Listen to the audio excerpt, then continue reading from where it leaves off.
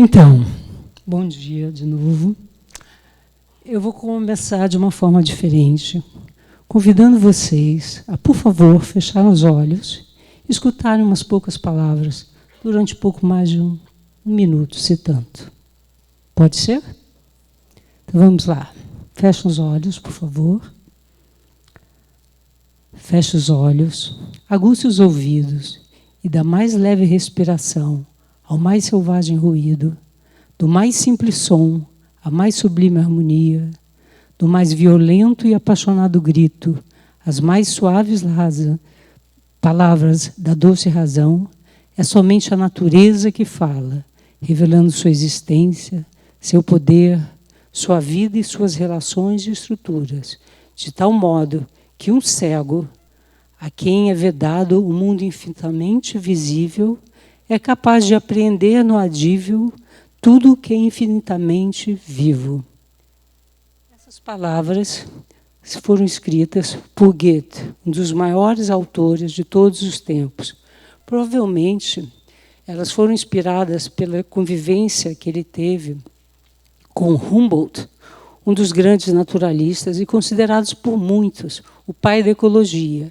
Porque Humboldt, há 2 séculos atrás, ou seja, lá no século XVIII, ele já pontuava sobre a interconexão que existia entre tudo no mundo. Ele falava da causa e efeito, que tudo era um sistema, que nenhum fato podia ser considerado de uma forma isolada.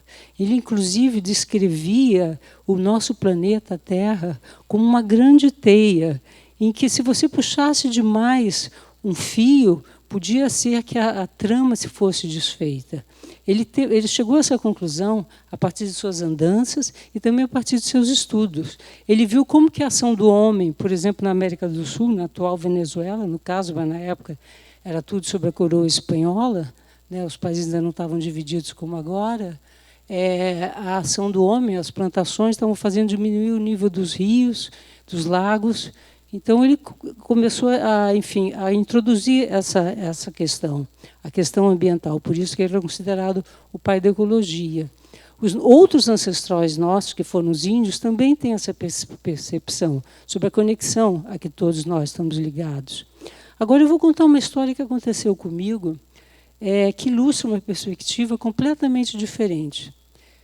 Eu estava, há um tempo, alguns anos atrás, com uma amiga que, na época, era gestora de Humanidade e Conservação, andando de lancha por um trecho do litoral fluminense. E, de repente, a gente foi parado, interceptado por uma lancha muito maior do que a nossa, obviamente, na qual estava um indivíduo que era dono de uma casa de veraneio ali perto, e ele nos parou com o propósito de reclamar o fato de ele não ter obtido a licença para cortar uma estrada que simplesmente ia sangrar uma área de preservação ambiental, preservação permanente, uma área de Mata Atlântica, porque ele queria construir uma estrada que o levasse, que o lhe permitisse ter acesso a uma enseada de águas calmas, na qual ele pretendia passar a ter o direito de ancorar a sua lancha. Assim, ele evitaria que, cada vez que ele fosse passear, ele tivesse que contornar um costão que era perigoso dependendo das condições de vento, tanto que é apelidado de Cabo Horn brasileiro, esse costão. E ele estava absolutamente indignado por não ter obtido essa licença. Para ele não tinha o menor problema o fato de que, se ele cortasse essa estrada no meio de uma mata virgem, significasse a derrubada de centenas de árvores, ameaça a sobrevivência de várias espécies, e mesmo ia afetar a vida de alguns caiçaros, aquele movimento de lancha que ia passar a ter, de alguns caiçaros que viviam da pesca ali. Ele achava aquilo normal, da mesma maneira, mal comparando, que a gente, em algum momento da nossa vida, também achou normal jogar guimba de cigarro em qualquer lugar, na praia, enfim, na calçada, o que fosse. Né? E eu fiquei estarrecida com aquilo, né? Brinquei até falei assim, puxa, como é que pode? Me lembrou até, enfim, na minha segunda pátria, a gente chama pessoas, que é Portugal, a gente chama pessoas assim, poxa, eu brinquei, se acha um DDT, dono de estudo, acho que se acha um dono de estudo. E a minha amiga virou-se para mim e disse, não, você não está entendendo, ela falou brincando, ele acha que o meio ambiente é o meu ambiente, é a percepção dele. Aí fiquei com aquilo matutando. Eu falei, não. Depois eu pensei, não, é justamente o oposto. Se ele julgasse, se ele considerasse o meio ambiente como um ambiente dele, ele jamais faria isso, ele jamais teria subjugar, ele não olharia o meio ambiente como um inimigo a ser dominado, a ser derrubado, o que for, né? E aí eu pensei, puxa, mas isso sempre existiu? Como é que foi? Quer dizer, Humboldt já falava enfim, dessas implicações. Os outros nos nossos ancestrais, que são os índios, sempre tiveram isso em mente. Quer dizer, para eles não tem separação entre meio ambiente, natureza e o ser humano. Eles sabem como que eles são interdependentes, como que tem conexão, o pertencimento, né? Eles sabem que fazem parte de um todo, né? A gente não, ao contrário, o nosso instinto predatório vem crescendo, né, tem crescido numa progressão geométrica, né? Isso é um fato. Tanto que, quando foi década de 70, 80, a própria ONU, né, as agências de meio ambiente ligadas à ONU, sentiram necessidade de começar a organizar conferências, né?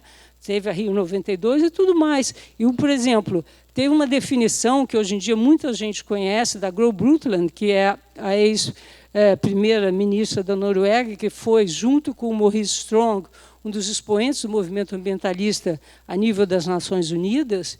Ela cunhou a definição de desenvolvimento sustentável como aquele em que você supra as necessidades das gerações atuais sem danificar, prejudicar as gerações futuras, né? Sem avançar sobre o suprimento das gerações futuras. E, no entanto, apesar de hoje em dia essa definição ser amplamente conhecida, né, você dá uma googada, põe lá, desenvolvimento sustentável, aparece e tudo mais, está na Carta da ONU, enfim, a Carta da Terra, outros documentos oficiais, ela é absolutamente ignorada por grande parte, vamos dizer, da população, né? Tanto que, se vocês forem ver, esse slide aí mostra o dia da sobrecarga da Terra. O que é isso? É o dia em que a gente entra no cheque especial, ou seja, a humanidade começa a usar os recursos que assim, esgota os recursos que tem naquele ano para suprir as necessidades e avança sobre os recursos os estoques que teriam que ser preservados, entendeu, para o próximo ano. Há menos de 50 anos atrás, esse cheque especial que a gente entra vencia dia 1º de dezembro. Esse ano já foi 1º de agosto. A projeção é que o ano que vem seja mais cedo, já em julho, e por aí vai. Quer dizer, se a gente não tomar cuidado, realmente a gente não está... a gente está na contramão do desenvolvimento sustentável. A gente está avançando sobre as nossas capacidades de reposição dos estoques, né? Isso é muito perigoso. Né? E aí eu me pergunto assim, puxa, então quando que começou essa clivagem, essa noção, que se nossos ancestrais não tinham, essa percepção de que a natureza é um inimigo a ser dominado, que existe um nós e existe um meio ambiente, essa separação, essa clivagem. E já que a gente está no fórum de educação, né, qual o papel da escola, levando em consideração que hoje grande parte da nossa educação passa pela escola? E também, como a Márcia, né, muito bem falou, qual o papel de outros agentes, já que a educação também não se restringe à escola, né? O que a gente pode fazer para a gente mudar essa perspectiva, para a gente fazer do nosso ambiente realmente, do meu ambiente, o nosso ambiente? Como é que a gente faz? Aí eu falei, o que houve? Né? De onde vem essa construção que a gente acha como universal, que, na verdade, é uma construção, vamos dizer, da nossa sociedade urbana e industrial, né? Se a gente for olhar para a nossa urbanização, como é que foram feitas as nossas grandes cidades? Ela não foi feita considerando os limites da natureza, não. A gente tem que expandir a área urbana, então vamos aterrar manguezal, vamos construir encosta, vamos cobrir rios, o que for, entendeu? Só que, muitas vezes, a gente esquece de combinar com os russos, né? Ou seja, não combinamos com a natureza. Aí, quando ela se manifesta de uma forma mais forte, ou seja, uma chuva mais intensa, por exemplo, o que acontece? Caos. Se a gente junta isso, uma governança não muito eficiente, como a gente volta e meia se depara, né, aí desastres acontecem, de maior ou menor proporção. Vidas humanas são postas em risco, desabamentos, alagamentos. Né? A gente, no último mês, teve alguns episódios, né, bem ilustrativos disso. Então, da mesma maneira que... Opa! Travou também? Produção.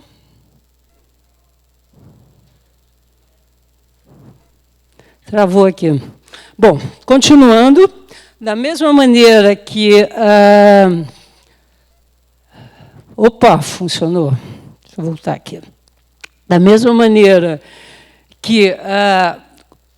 enfim, escola... da mesma maneira que com as cidades... a cidade seguiu esse modelo de urbanização, e claro que as escolas dentro da área urbanas não podem, são absolutamente diferentes de uma escola numa área indígena, por exemplo. Bom, eu aqui trouxe o retrato de uma área, de uma escola numa área indígena, totalmente integrada ao meio ambiente, tá? Porque, como eu falei, não existe essa separação para eles. Eu achei desnecessário trazer de área urbana, porque todos nós conhecemos uma ou outra escola emparedada, como elas são nas áreas urbanas. Né? Muitas vezes elas até têm grade, né? Parecem outras coisas, elas não têm qualquer resquício de contato com a natureza. E aí, para as crianças acharem, né? Crianças que crescem, que ficam muito tempo nessas escolas, começarem a achar que, quando vem uma laranja na árvore, que alguém colou a laranja na árvore, ou então que o leite é produzido por uma caixinha, é um pulo. Outra consequência disso também é o fato, por exemplo, que hoje em dia você tem no Brasil uma legião de crianças obesas subnutridas, que não sabem se alimentar. Elas não têm mais a noção de, por exemplo, naquele balde que tem no quintal da sua casa, naquela pia quebrada que está lá jogada, ou então na jardineira da sua varanda, por exemplo, poderia plantar uma salsinha, um tempero qualquer, um pé de couve, que tem muito mais valor nutricional do que, por exemplo, aquele isopor que ele costuma ingerir, amarelado, né? Aquele biscoito com gosto de isopor e valor nutricional zero. Né? Então, qual é a proposta? Vamos fazer da educação ambiental uma matéria, né, que esteja presente de uma forma lúdica, criativa, assim, na grade escolar, de uma maneira assim, tanto quanto as outras ciências. Por que não? Sabe? Está mais do que na hora. Né? E ela tem que ser transversal a tudo. Não dá para ser a educação ambiental, não dá para ser um apêndice de biologia ou de geografia. Urge trazê-la para o centro, para a gente parar de ter esse espírito predatório, voltar a ter a noção de que, sabe, que faz parte da nossa vida. Né? E mais, quando a gente consegue, enfim, colocar isso, formar crianças com essa perspectiva, fica muito mais fácil elas também transmitirem isso para os pais. Da mesma maneira que as crianças são educadas, elas são educadores. É um caminho de duas vias. Né? Isso é muito importante. E a gente tem que parar também com a noção, com a falsa noção de que educação ambiental é uma coisa elitista, que as classes menos favorecidas do ponto de vista econômico no Brasil têm questões mais urgentes, como violência. A gente tem que encarar que, por exemplo, é uma violência qualquer cidadão, por exemplo, não poder ter que encarar 3 horas de ônibus porque não pode mergulhar na Baía da Guanabara porque ela é poluída, ou porque ele não pode tomar uma respiração, acordar e respirar ar puro, porque está tudo muito poluído. E por aí vai, entendeu? Não ter, por exemplo, água potável, porque só 11% dos rios, hoje em dia, no Brasil, não estão poluídos.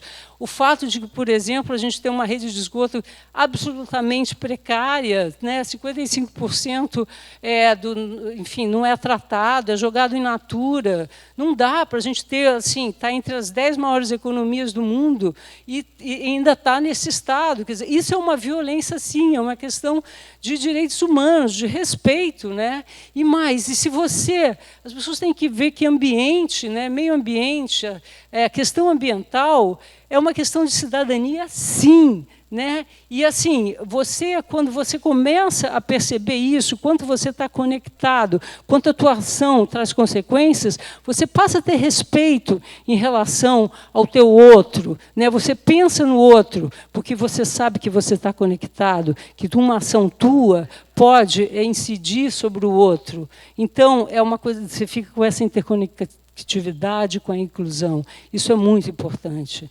Né, sobretudo nesse país em que respeito ao outro está tão em desuso. Então, a proposta que eu trago para vocês é realmente incorporar que o meio ambiente é o nosso, é o nosso ambiente, né? Isso que é fundamental. Pode ser que vocês me achem uma sonhadora, mas eu garanto que, assim, qual na música do John Lennon, eu não sou a única. E o que eu estou falando aqui pode não ser novidade para muitos de vocês, mas eu acho que é muito oportuno, porque a gente está no momento da humanidade em que a gente, por exemplo, tem o presidente da maior potência, achando que a questão do aquecimento global é uma balela, e a gente está a menos de um mês da posse de um novo governo, que está seguindo pela mesma seara, que está questionando, está pondo em risco a nossa adesão ao Acordo de Paris, está questionando a demarcação das terras indígenas previstas em Constituição, inclusive. Enfim, e, infelizmente, e verdade seja dito, não é o primeiro governo a fazer isso, pelo contrário, né? Desde que eu me entendo por gente, a gente sempre, nunca teve um governo que colocou como prioritária a pauta ambiental, acho que está mais do que na hora. O meu desejo, e eu gostaria que nós, como cidadãos, realmente incorporássemos isso, é que fosse o último, né?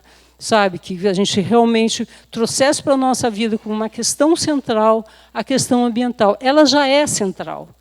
Falta a gente reconhecer e dar o devido valor a ela. E a gente não pode mais adiar. A gente tem que agir agora. Para a gente quer ter um futuro, a gente tem que agir agora. Afinal, como eu disse recentemente no artigo, né, a gente, no caso da cidade, eu até fazia uma brincadeira, a gente pode assim, vamos mudar a cidade para não mudar de cidade. No caso do planeta, a gente sequer tem essa opção. Então, por favor, educação ambiental na veia. Muito obrigada.